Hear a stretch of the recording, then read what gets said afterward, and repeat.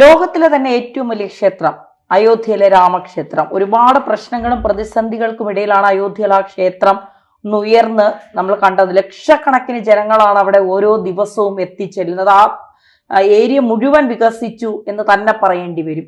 അവിടെ ഒരു 1500 കോടിയുടെ കുംഭകോണം മോഷണമാണ് നടന്നിരിക്കുന്നത്. ഇപ്പോൾ FIR ഇടണം എന്നൊക്കെ പറഞ്ഞ് VHP രംഗത്തെത്തുന്നുണ്ട്. യോഗി ആദിത്യനാഥ് പെട്ടെന്ന് തന്നെ അതിൽ നിലപാടെടുത്തു. SIT രൂപീകരിച്ചുകൊണ്ട് പെട്ടെന്ന് നിലപാടെടുക്കുന്നു. പക്ഷേ മോഷണം പോയ 200, അതായത് ഭക്തജനങ്ങൾ നഗ്നപാതരായി 200 കിലോമീറ്ററോളം നടന്ന് കൊണ്ടുപോയി സമർപ്പിച്ച മാലകളും വെള്ളിപ്പാതുകങ്ങളും അടക്കം, ഹനുമാന്റെ സ്വർണഗത, പിന്നെ അഷ്ടധാതുക്കൾ, അത് ഈ ചാണകക്കുഴിയിലും മണ്ണിനടിയിലും ഒക്കെ ഒളിപ്പിച്ചു എന്നാണ് പറയുന്നത്. 1250 അഷ്ടധാതുക്കൾ അടക്കം. അപ്പോൾ നമ്മൾ വിചാരിക്കുന്നതിനും അപ്പുറമായ കൊള്ള, അതായത് ക്ഷേത്രം അങ്ങ് ഉയർന്ന ഉടനെ കൊള്ളയടിക്കുക എന്നുള്ളതായിരുന്നു ഇവരുടെ ഒരു രീതി. ശബരിമലയിൽ ഒന്നുമല്ല എന്ന് പറയേണ്ടി വരും ഈ അയോധ്യയിലെ രാമക്ഷേത്രത്തിൽ നടന്നത്. യഥാർത്ഥത്തിൽ ഇത് ആരുടെ വീഴ്ചയാണ് മാഷെ? ഇപ്പൊ BJP നാണം കെട്ടെന്നൊക്കെ പറഞ്ഞുകൊണ്ട് പലരും രംഗത്ത് വരുന്നുണ്ട്. BJP ആണിത് വലിയ രീതിയിൽ കൊണ്ടുവന്നിട്ട് ഒരു തരത്തിലും ശ്രദ്ധ ചെലുത്താതെ ഇതിങ്ങനെ പോയി എന്നൊക്കെ പറഞ്ഞുകൊണ്ട്. ക്ഷേത്ര കമ്മിറ്റി വലിയ ഗൗരവം അല്ലെങ്കിൽ ഇതിൽ വേണ്ട ശ്രദ്ധ ചെലുത്തിയില്ല എന്നൊക്കെ പറയുന്നുമുണ്ട്. അല്ല, ഞാൻ ആദ്യം, ഇത് സത്യമാണ്, ഈ ആരോപണം കേട്ടപ്പോൾ ഞാൻ ആദ്യം സംശയിച്ചത് അയോധ്യയിലെ രാമക്ഷേത്രത്തിനെയും അതുവഴി അയോധ്യയിൽ വന്ന വലിയ ശ്രദ്ധയുണ്ട്. ഇന്നിപ്പോ ഈ ടൂറിസ്റ്റ് ഫുട്ഫോളിന്റെ കണക്കുണ്ടല്ലോ, ഇന്ത്യയിലേക്ക് വരുന്ന ടൂറിസ്റ്റുകളിൽ ആദ്യം ഓപ്റ്റ് ചെയ്യുന്ന ഡെസ്റ്റിനേഷൻ ആഗ്രയല്ല, താജ്മഹൽ അല്ല. ആദ്യത്തെ ഡെസ്റ്റിനേഷൻ ഇപ്പോ അയോധ്യയാണ്, അയോധ്യ ടെമ്പിളാണ്. അപ്പോൾ അയോധ്യയിലെ വളർച്ചയിൽ പലതരത്തിലുള്ള വിരുദ്ധന്മാരുണ്ടാവും.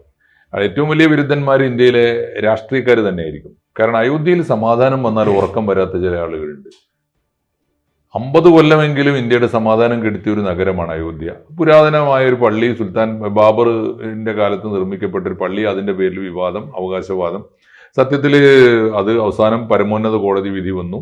കോടതി വിധി വന്നപ്പോൾ അവിടെ ശ്രീരാമ ജന്മഭൂമി എന്ന വിശ്വാസം മറ്റെവിടെയും ഇല്ലാത്ത സ്ഥിതിക്ക് അവിടെ ക്ഷേത്രം തന്നെയാണ് വേണ്ടതെന്ന് തീരുമാനിക്കുകയും പള്ളി തീർച്ചയായിട്ടും ഏത് കാലത്ത് നിർമ്മിച്ചതായാലും അത് മുസ്ലിം പള്ളിയാണ്, അത് അവിടുന്ന് അല്പം മാറ്റി നിർമ്മിച്ചാലും യാതൊരു അപകടവും ഇല്ല, അത് കോമ്പൻസേറ്റ് ചെയ്യേണ്ടതാണ് എന്ന് കോടതി വിധിക്കുകയും ചെയ്തു. എല്ലാവരും അംഗീകരിച്ചു.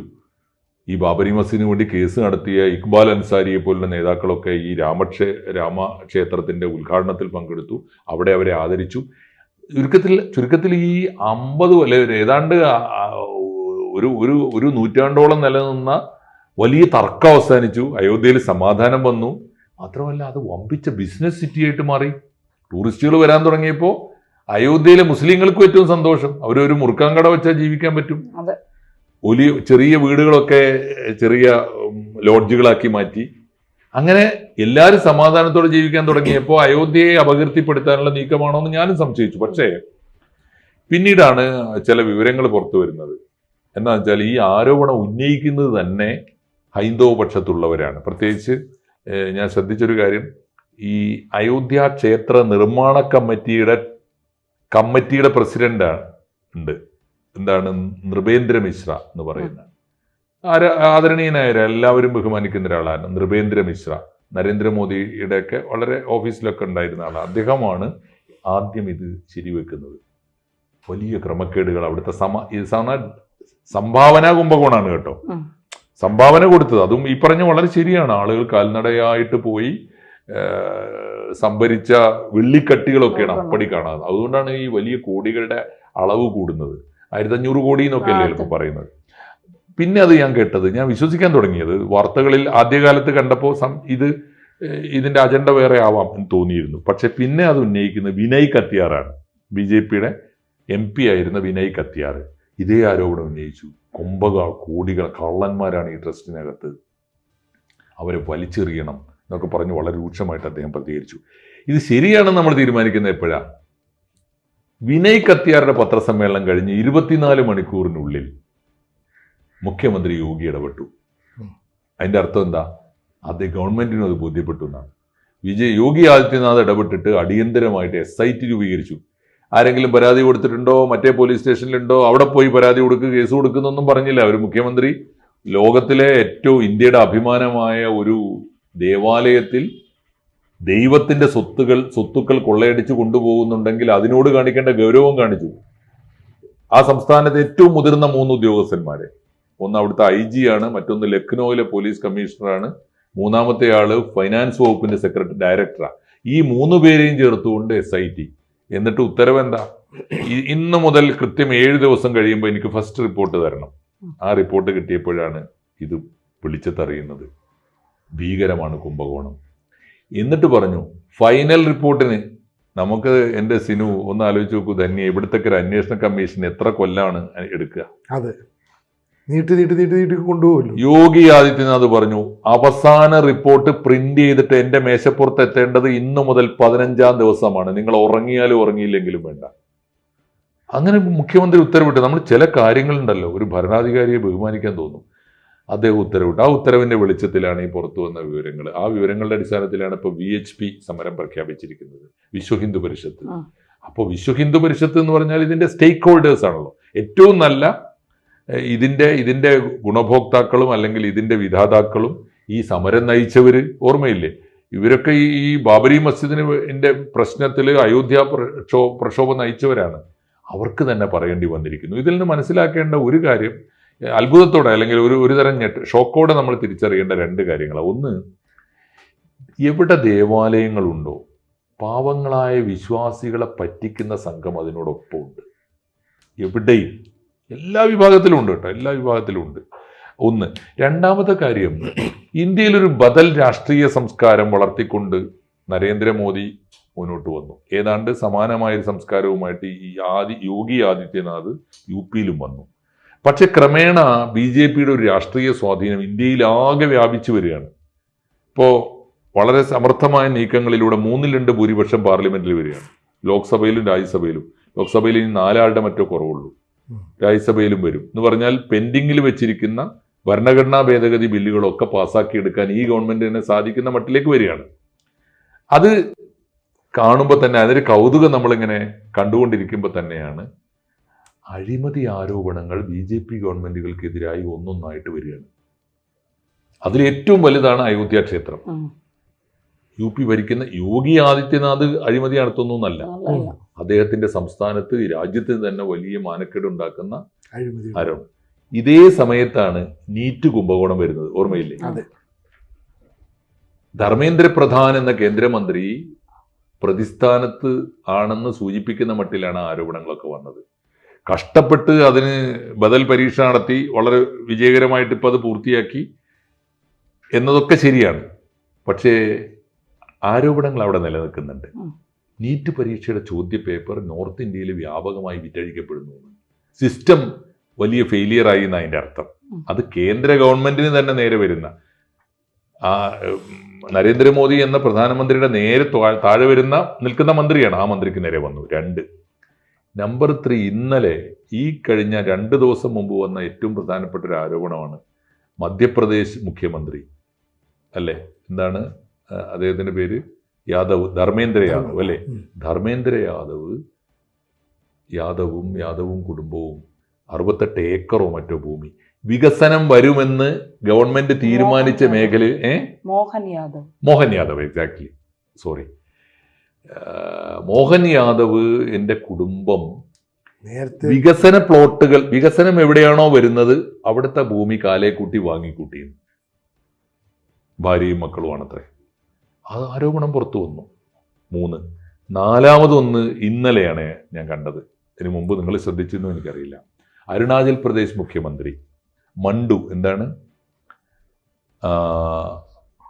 അവരുടെ കുടുംബം എന്താണെന്നറിയോ? സർക്കാരിൻ്റെ പൊതുമരാമത്ത് വകുപ്പിന്റെ കരാറുകൾ മുഴുവനും കുടുംബത്തിനെ കൊടുക്കുക. കരാറുകാരൊക്കെ കുടുംബങ്ങൾ. അവിടെ 1270 മറ്റോ കോടിയുടെ കരാറുകളാണ് കുടുംബത്തിന് മാത്രം കൊടുത്തിരിക്കുന്നത്.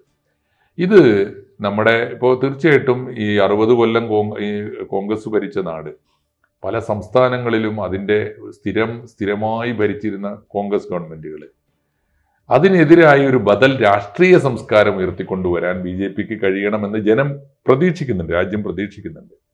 നരേന്ദ്രമോദിയും യോഗി ആദിത്യനാഥും ഒക്കെ അത്തരം പ്രതീക്ഷകൾ ഉയർത്തിയതുമാണ്. പക്ഷേ അതിനുകൂടി കളങ്കം ചാർത്തുന്നതാണ് ഒടുവിൽ വന്നിരിക്കുന്ന ഈ സുപ്രധാനമായ അഴിമതി ആരോപണങ്ങൾ. ഇത് രാജ്യം ഗൗരവമായിട്ട് എടുക്കേണ്ടതാണ്, BJP ഗൗരവമായിട്ട് എടുക്കേണ്ടതാണ്, നരേന്ദ്രമോദിയും ഗൗരവമായിട്ട് എടുക്കേണ്ടതാണ് എന്നുകൂടി ഇതിനോട് ചേർത്ത് പറയണം. എത്ര സ്ട്രോങ് ആയിട്ടുള്ള ഒരു ജനാധിപത്യ സംവിധാനമാണെങ്കിലും ആ തീക്കട്ടയിൽ പോലും ഉറുമ്പരിക്കാൻ കഴിയുന്ന, അങ്ങനെ ചെയ്യാൻ പറ്റുന്ന ആൾക്കാരുണ്ട്. അതായത് ഇവിടുത്തെ കുറച്ച് പൊളിറ്റീഷ്യൻസ്, ബ്യൂറോക്രാറ്റ്സ്, ഇവർക്ക് ഈ അഴിമതി എങ്ങനെ കൃത്യമായിട്ട് നടത്തിക്കൊണ്ട് പോകണം. അതായത് ബ്യൂറോക്രാറ്റ്സ് ഇങ്ങനെ പോയി കഴിഞ്ഞാൽ പൊളിറ്റീഷ്യൻസ് അതിനകത്ത് ഇടപെട്ട് നമുക്ക് ഇങ്ങനെ അഴിമതി നടത്താം, ഇന്നടുത്ത് ലൂപ്പ് ഹോൾ ഉണ്ട്, അങ്ങനെയുണ്ട്. ഇതാണ് നമ്മൾ ഇത്രയും കാലമായിട്ട് കണ്ടുവന്ന ജനാധിപത്യ സംവിധാനം. എല്ലായ്പ്പോഴും അതിനകത്തുണ്ട്. ഇപ്പം എത്ര അഴിമതി രഹിതമായി ഭരിക്കാൻ അല്ലെങ്കിൽ ഭരണത്തെ മുന്നോട്ട് കൊണ്ടുപോകണമെന്ന് താല്പര്യമുള്ള നേതാക്കളുണ്ടെങ്കിലും അതിൻ്റെ ഒപ്പം നിൽക്കുന്ന ആളുകൾക്ക് പണം സമ്പാദനവും ഈ അഴിമതിയും അവരുടെ രാഷ്ട്രീയ പ്രവർത്തനത്തിൻ്റെ ഭാഗമാണ്. അവർക്ക് നാളെ അവരുടെ രാഷ്ട്രീയ പാർട്ടിയെ മുന്നോട്ട് കൊണ്ടുപോകണമെങ്കിൽ, അവരുടെ കുടുംബത്തിന് ഇനി സമ്പത്ത് സ്വരുക്കൂട്ടണമെങ്കിൽ ഒക്കെ തന്നെ ഇത്തരം അഴിമതി കടത്തിയേ പറ്റുള്ളൂ. ഇവിടെ പ്രധാനമന്ത്രിയായിട്ട് നരേന്ദ്രമോദി വന്നപ്പോൾ ഇനി ഒരിക്കലും അഴിമതി ഉണ്ടാകില്ല എന്ന് നമ്മൾ കരുതിയിടത്താണ് ഇത്തരത്തിൽ അവിടെയും ഇവിടെയും ഒക്കെ തന്നെ ചെറിയ ലൂപ്പ് ഹോൾ ഉണ്ടെന്ന് മനസ്സിലാക്കുന്നത്. മാത്രമല്ല അയോധ്യ പോലെയുള്ള ഒരു ക്ഷേത്രം ആ ഗവൺമെന്റിനെ സംബന്ധിച്ച് ഏറ്റവും പ്രസ്റ്റീജിയസ് ആയിട്ടുള്ള ഒരു ഇഷ്യൂ, അല്ലെ പ്രസ്റ്റീജിയസ് ആയിട്ടുള്ള ഒരു പ്രവർത്തനമായിരുന്നു. അതുകൊണ്ടാണ് ലോകം മുഴുവൻ ഈ നരേന്ദ്രമോദിയുടെ പ്രവർത്തനങ്ങളെ വളരെയധികം ചേർത്ത് പിടിക്കുന്ന മനോഭാവം കാണിച്ച് അവിടെയും ചില ആളുകൾ കൃത്യമായിട്ട് ഇടപെട്ടിട്ട് കോടികളുടെ അഴിമതി നടത്തിയെന്ന് പറഞ്ഞാൽ എത്ര വലിയ ശൂന്യത അവിടെ സൃഷ്ടിക്കാൻ കഴിയുന്നു. അപ്പം എത്ര മനോഹരമായിട്ട് ഒരു രാജ്യത്തെ ജനാധിപത്യപരമായിട്ട് മുന്നോട്ട് കൊണ്ടുപോകാൻ ശ്രമിച്ചാലും അതിനൊക്കെ തുരങ്കം വെക്കാൻ കഴിയുന്ന ആളുകൾ അവർക്കൊപ്പം തന്നെയുണ്ട്. അപ്പോൾ ഈ ബ്യൂറോക്രസിയെ നിയന്ത്രിക്കാൻ ഒരു കാരണവശാലും മികച്ച രാഷ്ട്രീയ നേതൃത്വത്തിന് കഴിയില്ല. രാഷ്ട്രീയ നേതൃത്വത്തിലെ പുഴുക്കുത്തുകളെ കൺട്രോൾ ചെയ്യാൻ ഈ പറയുന്ന ഭരണവർഗത്തിന് സാധിക്കുന്നില്ല. ഇതൊരു നെക്സസ് ആണ്.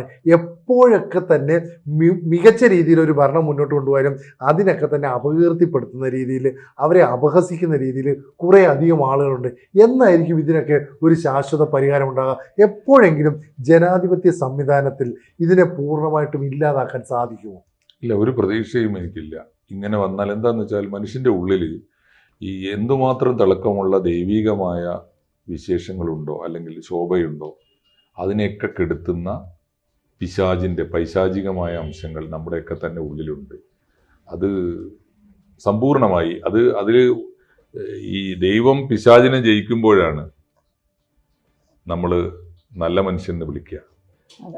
പക്ഷേ പലപ്പോഴും ഈ 1000 മനുഷ്യർക്കിടയിൽ 10 പൈശാചിക സ്വഭാവമുള്ളവരുണ്ടായാൽ മതി. അത് നമ്മുടെ ഒരു മനുഷ്യൻ്റെ കൂടപ്പിറപ്പാണെന്ന് തോന്നുന്നു. ഒരു പക്ഷേ അത് ജീവിതത്തിലെ വലിയ പരീക്ഷണമാവാം. നമുക്ക് പ്രതീക്ഷിക്കാനേ നിവൃത്തിയുള്ളൂ. പ്രതീക്ഷിക്കുകയാണ് വേണ്ടത്. ദൈവികമായ നന്മ എപ്പോഴും വിജയിക്കട്ടെ എന്ന് പ്രാർത്ഥിക്കുകയാണ് വേണ്ടത്. പക്ഷെ സംഭവിച്ചു കൊള്ളണമെന്നില്ല. എപ്പോഴും അതിൻ്റെ വീഴ്ചകൾ വരാം. അപ്പോൾ നമ്മുടെയൊക്കെ ഈ മിത്തുകളിലുള്ള ദൈവിക തുല്യരായിട്ടുള്ള ആളുകൾ അതിനെതിരായിട്ടുള്ള നിലപാടുകൾ ഇവർക്കെതിരെ സ്വീകരിച്ചേക്കാം അല്ലേ? അതായത് ഈ ചെയ്ത പ്രവൃത്തിക്ക് തക്കതായ തിരിച്ചടി. യോഗി അത്തരത്തിലൊരു നീക്കം ഇപ്പൊ ശബരിമല വിഷയത്തിലൊക്കെ VD സതീശനൊക്കെ ഇപ്പോഴും തത്തിക്കളിക്കുന്ന ഒരു നിലപാടാണ്. പൂർണ്ണമായി ഒരു തീരുമാനം എടുക്കുന്നില്ല. അപ്പോൾ ഇവരൊക്കെ ഭയക്കണം. ഇത്തരം മുഖ്യമന്ത്രിമാരും ഇന്ത്യയിലുണ്ട് എന്നുള്ളത്. എന്തായാലും അത് കറക്റ്റാണ്. അതിൽ പോസിറ്റീവായൊരു കാര്യം പറഞ്ഞതാണ്. യോഗി ആദിത്യനാഥ് ഭരിക്കുന്ന സംസ്ഥാനത്ത് ശ്രീരാമന്റെ പേരിൽ ശ്രീരാമ ജന്മഭൂമിയുടെ ക്ഷേത്രത്തിൽ ഇവരുടെ തന്നെ സ്വന്തക്കാരുകൂടി ഉൾക്കൊള്ളുന്ന രാമജന്മഭൂമി കീർത്തി ട്രസ്റ്റ് എന്നാണ് അതിന്റെ പേര്. ആ ട്രസ്റ്റ് അംഗങ്ങൾക്കെതിരായി വിശ്വ ഹിന്ദു പരിഷത്ത് പോലെ ഇന്ത്യയിലെ ഏറ്റവും വലിയ ഹിന്ദു സംഘടന രംഗത്ത് വന്നു എന്ന് പറഞ്ഞാൽ ആ ധാർമ്മികതയുടെ പക്ഷത്ത് നിൽക്കാൻ അകത്ത് തന്നെ ആളുണ്ട് എന്നാണ് അർത്ഥം. അത് പോസിറ്റീവായ സംഗതിയാണ്. ശബരിമലയിൽ ഇതൊക്കെ നടന്നിട്ട് ഏതെങ്കിലും CPM ഒരു പോഷക സംഘടന നമ്മുടെ പാർട്ടി ഇത് തെറ്റാണെന്ന് പറഞ്ഞു?